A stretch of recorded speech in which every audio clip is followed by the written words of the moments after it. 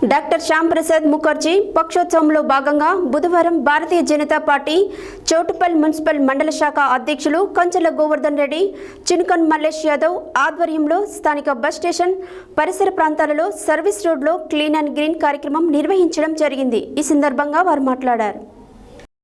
Doctor Shyama Prasad Mukherjee పత్రోత్సవంలో భాగంగా బుధవారం Bharatiya Janata party Choutuppal municipal మండల శాఖల అధ్యక్షులు కంచర్ల గోవర్ధన్ రెడ్డి, చినుకని మల్లేష్ యాదవ్ ఆధ్వర్యంలో స్థానిక బస్టాండ్ పరిసర ప్రాంతాలలో సర్వీస్ రోడ్లలో క్లీన్ అండ్ గ్రీన్ కార్యక్రమం నిర్వహించడం జరిగింది.